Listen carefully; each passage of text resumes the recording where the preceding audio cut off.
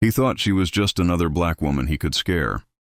But when she walked into court, she ended his career.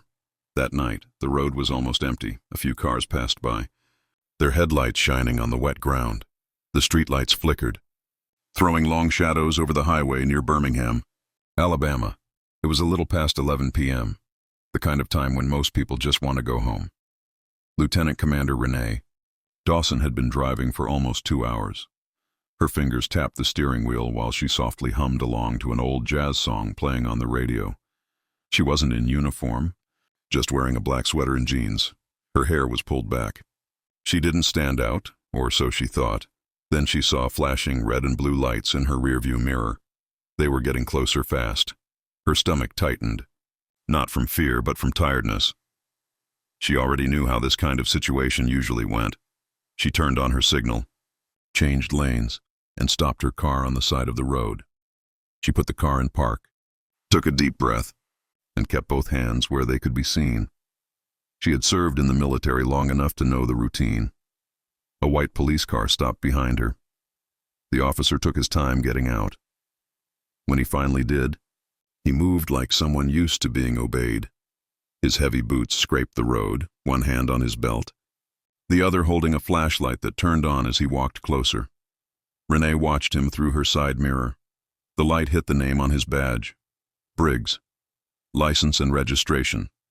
No hello. No explanation. His voice was flat and impatient.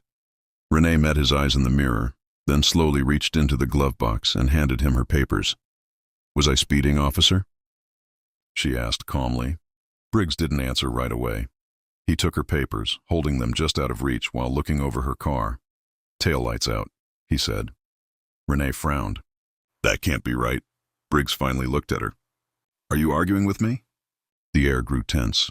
Renee could feel that quiet moment where power meets resistance, when one side expects the other to give in. She had seen it before in training and during her time overseas. She knew not to push too far, but she also knew her rights. "I'm just saying," she said calmly. "My taillights were checked a few weeks ago. But if there's an issue, I can fix it." "Step out of the car," Briggs said, cutting her off. He hadn't listened to a word. Renee sighed softly and glanced at the road ahead. No other cars, no witnesses. She tapped her fingers on the wheel once, then reached for the door handle. "Mind telling me why?" she asked. Briggs tilted his head with a small smirk.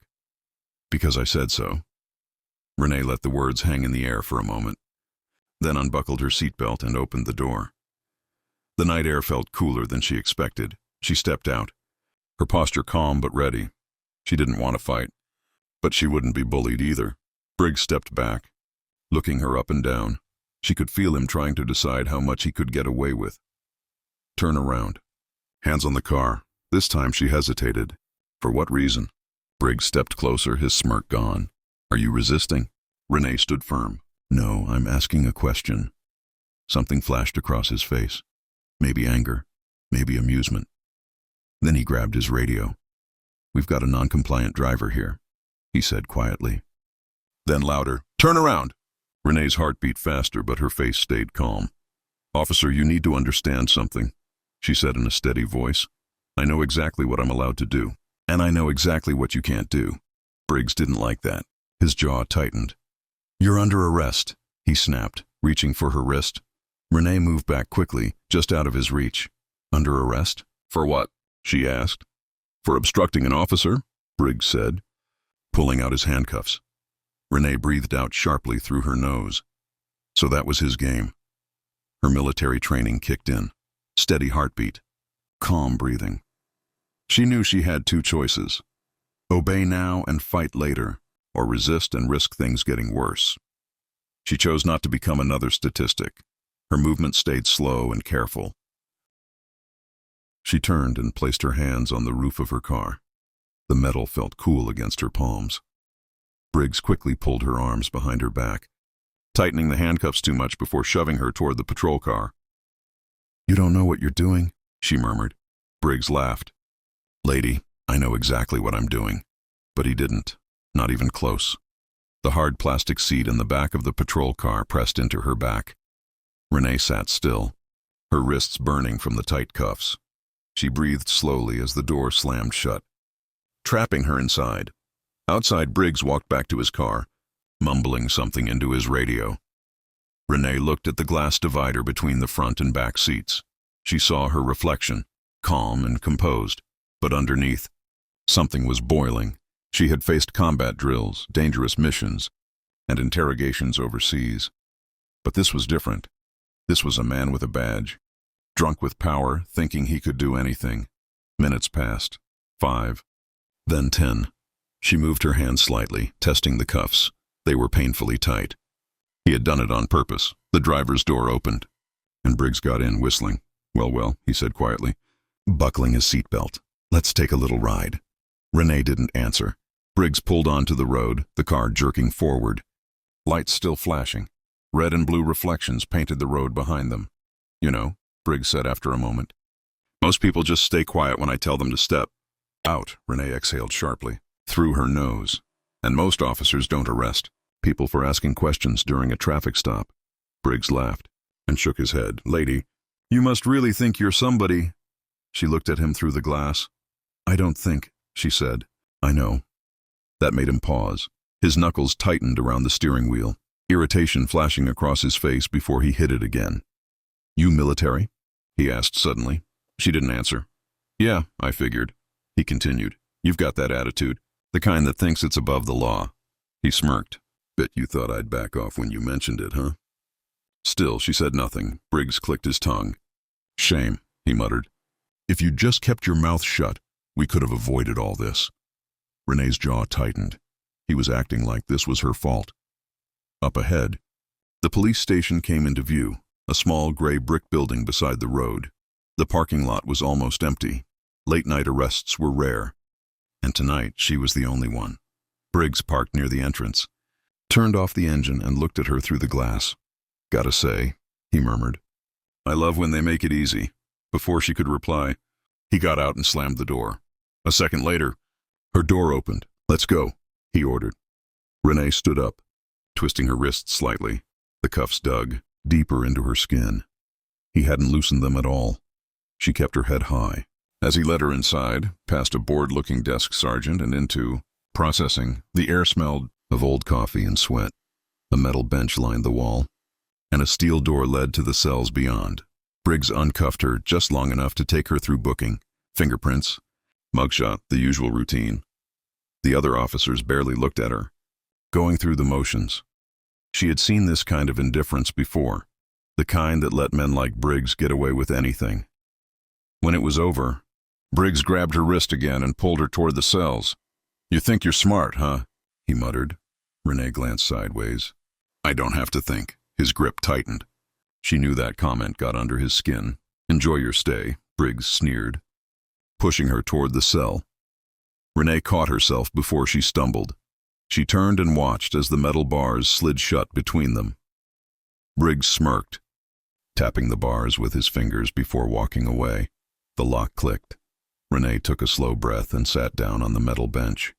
The cold surface pressed through her jeans. Grounding her, one night, she whispered. That's all it will take. Because Briggs had no idea who he had just messed with. The metal bench was cold, hard and uncomfortable. Renee shifted slightly, rolling her shoulders to ease the stiffness. The cell was small, 4 plain walls, 1 flickering light, and the faint smell of sweat and disinfectant. She had spent nights in far worse places, where the danger was real, not just discomfort. This was nothing, but that didn't mean she wasn't angry. Through the bars, she could hear the quiet voices of officers at the front desk, the sound of papers moving. A coffee cup hitting a table. She took a slow, steady breath. Control the breathing. Control. The mind. Basic training had taught her that long ago. Then she heard heavy footsteps. Briggs. She knew it was him before he appeared. His walk had that same arrogant rhythm, like someone who believed he was untouchable. He stopped in front of the cell, arms crossed, smirking. Comfy? He asked. Renee didn't answer. He tilted his head, stepping closer to the bars. You know, if you'd just played along, you wouldn't be in here right now. Renee let a slow smile form on her lips. Oh, I'm exactly where I need to be. Briggs's smirk faded for a moment. Something flickered in his eyes. Annoyance. Maybe doubt. He quickly covered it up, scoffing as he looked around the empty holding area. "No one's coming to get you tonight, lady," he said. "Guess that means you'll have some time to think about that attitude." Renee just watched him, calm, unmoved. Briggs leaned in slightly. "See, here's the thing," he said, lowering his voice. "People like you think the rules don't apply. You think a little confidence can get you out of trouble?" She let him talk. It didn't matter. He didn't know what was coming. Right then, another officer appeared in the hallway. He was younger, maybe in his late 20s, holding a clipboard. "Sergeant," he said carefully, his voice a bit unsure. "We got a call." Briggs barely looked at him. So the young officer hesitated. He shifted on his feet. "I think you need to see this." Briggs frowned, then gave Renee one last look before walking away. She sat back and listened. Their voices were low, but she caught bits of it. Something about a lawyer, a call from higher up, and questions about why she was being held. Briggs's voice grew sharper, irritated. The younger officer tried to explain, but it didn't calm him down. Then came the sound of heavy footsteps again. Briggs stormed back, his jaw tight, fists clenched. His smirk was gone. "What the hell did you do?" he demanded. Renee leaned forward, resting her elbows on her knees. "I didn't do anything," she said softly. She tilted her head. "But people talk. And some of us have friends in very high places." Briggs's face darkened. She could see the realization hit him, the shift in power. He wasn't in control anymore. He turned sharply and walked away, muttering under his breath. Renee exhaled. It wouldn't be long now. When the truth came out, Briggs would regret every choice that brought him here. Morning light spilled through the courthouse windows, shining across the polished floors. The air inside was crisp and cold, the kind that sinks deep into your bones. Renee stood by the defendant's table, calm but alert. No handcuffs, no orange jumpsuit, no cell, just a navy blue blazer. A simple blouse and quiet confidence. Beside her, her lawyer, Carla Whitman, flipped through papers. Focused and efficient. No small talk. No wasted movement. Renee liked that. The heavy courtroom doors opened behind them. Briggs walked in. He still tried to carry himself like he owned the room. Shoulders back, chin up. But there was something different now. A stiffness in his walk. A flicker of doubt in his expression that hadn't been there before. He wasn't as confident anymore. Renee met his eyes. He looked away. Good. The judge entered, and the room went quiet. Judge Alan Kirkland, an older man with a tired face, adjusted his glasses as he sat down. He didn't waste time. "All right," he said with a sigh. Looking over the case files, "Let's get started."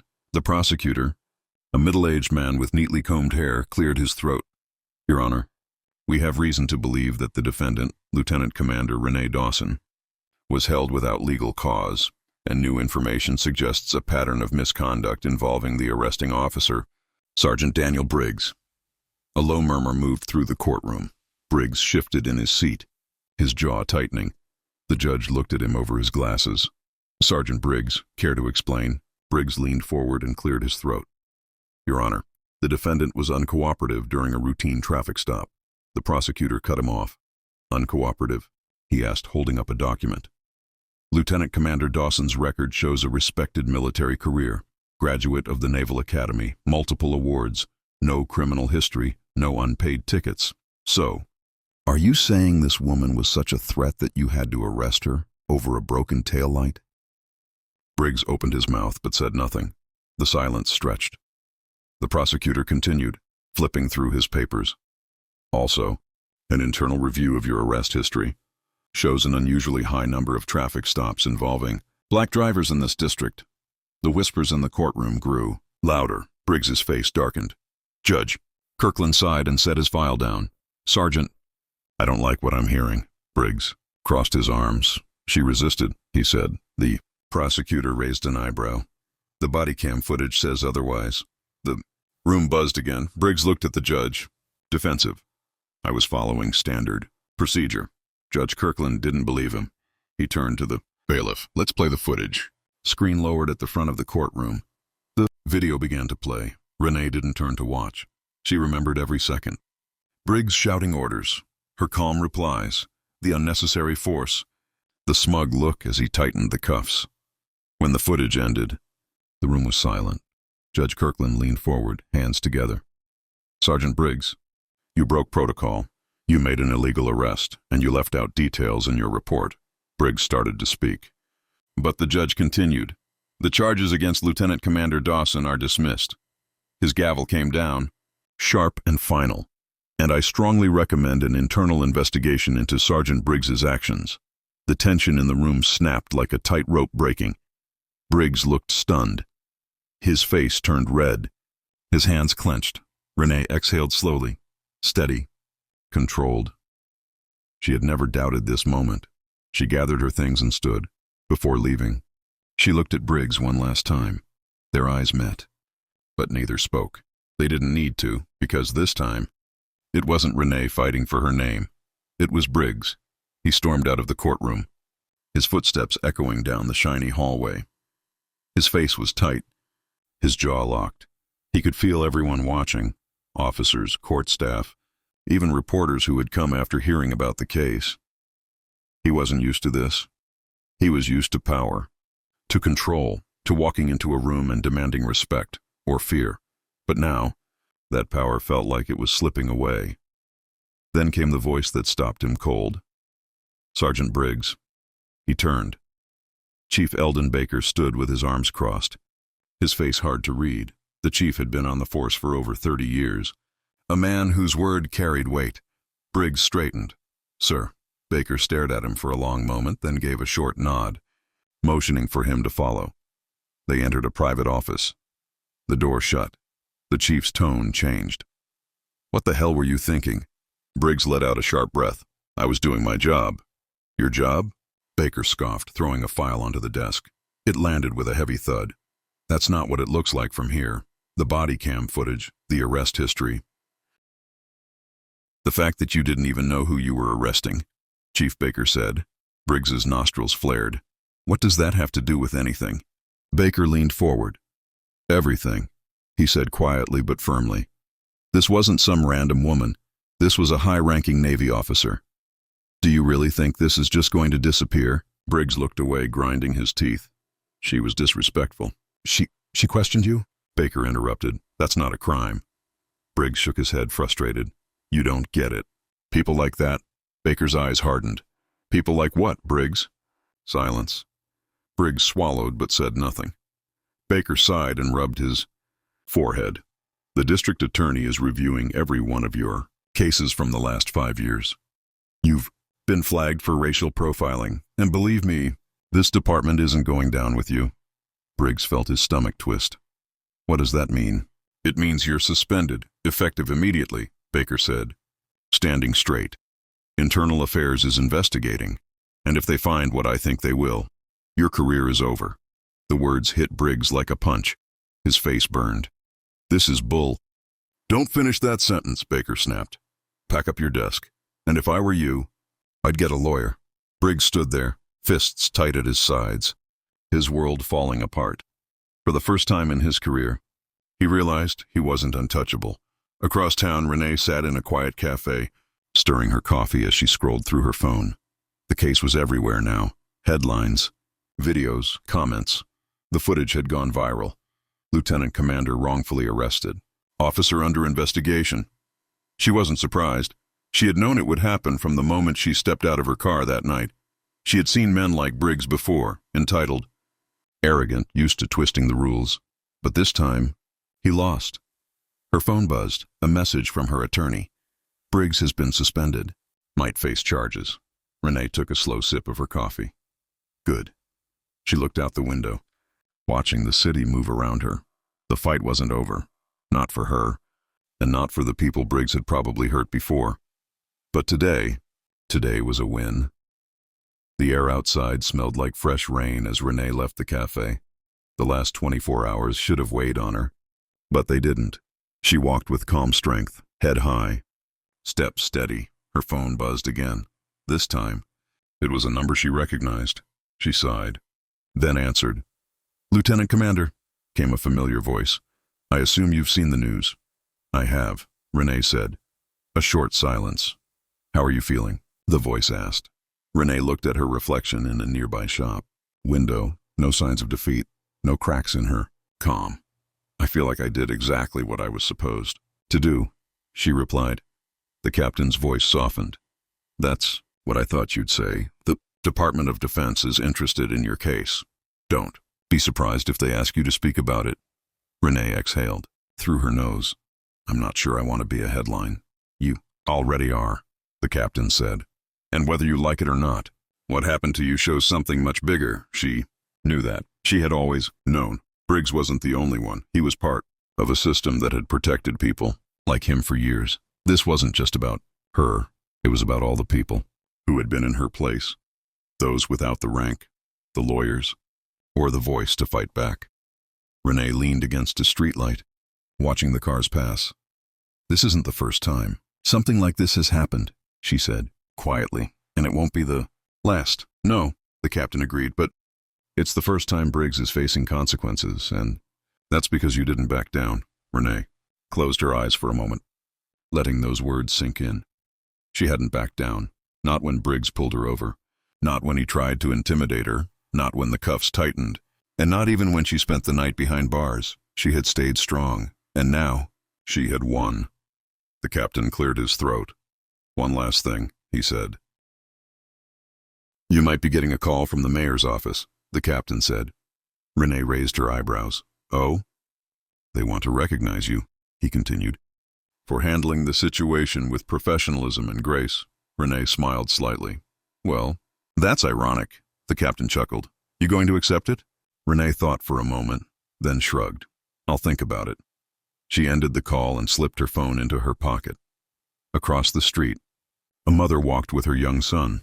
His small hand was wrapped tightly around hers. He was laughing, carefree, full of life. Renee watched them for a moment. The next generation. She had fought for herself. Yes, but she had also fought for him. For every black boy and girl who deserved to grow up in a world where men like Briggs could no longer use their badges as weapons. She took a deep breath and walked away, her step strong, her purpose clear, because this fight wasn't just hers. It never had been. Power, unchecked, is power abused, and the only way to change the system is to hold it accountable. What happened to Renee happens every day to people who don't have rank connections or evidence to defend themselves. That's why it's important to speak up, to demand change, to refuse silence. If this story made you think, share it. If it made you angry, talk about it. And if it made you realize how much work is still left to do, stay engaged, because real change starts with real conversations.